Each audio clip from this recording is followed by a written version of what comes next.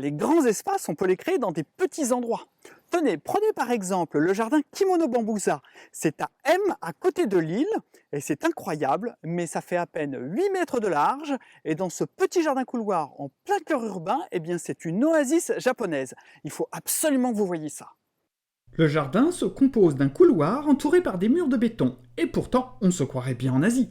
La première chose que l'on voit, c'est bien sûr le bassin. Mais remarquez que la propriétaire a eu l'idée de peindre ses murs dans une couleur qui rappelle l'ardoise. Ça, c'est vraiment futé. Pour passer d'un espace à l'autre, il faut emprunter un petit pont qui enjambe l'eau. Cela donne du mouvement à l'espace, et en plus, cela multiplie les points de vue.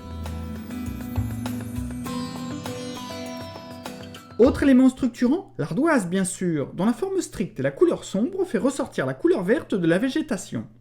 Associée avec des galets de couleur noire, la moindre pluie fait jouer la lumière sur le sol et il n'y a pas d'entretien. Et les végétaux alors?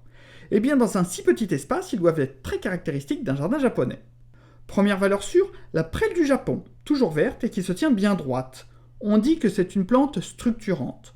Sa silhouette met en valeur les petites plantes à port ébouriffé comme des carex et un érable à feuilles tricolores. Les érables à feuilles panachées justement ne poussent pas très vite et ne deviennent pas très grands. Pour un jardin japonais, ils sont vraiment parfaits. D'ailleurs, sur le mur peint, celui-ci ressort très bien. C'est sa silhouette tourmentée qui lui donne son air si japonisant. Autre plante incontournable, le conifère taillé en nuage. Ici, c'est un if du Japon, mais cela pourrait très bien être un pin ou une autre essence. C'est le genre de plante qu'il faut bien mettre en valeur pour pouvoir l'observer sous plusieurs angles, comme ici. C'est un élément dominant du jardin.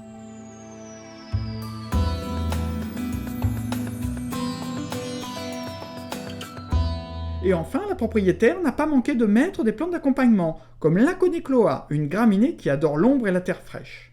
Elle retombe comme une lumineuse chevelure, et les plantes tapissantes sont ses meilleures compagnes. Ainsi, par exemple, l'herbeau-perle, de son nom latin Ophiopogon. Il a été ici planté en tapis, mais il faudra encore un peu de temps avant que le sol soit entièrement couvert. Alors, vous avez vu le nombre d'idées qu'il y a glanées dans ce petit jardin? C'est fou l'énergie qu'on y ressent. Un petit peu d'imagination et les bons choix, et c'est pas si compliqué que ça de faire le jardin de ses rêves.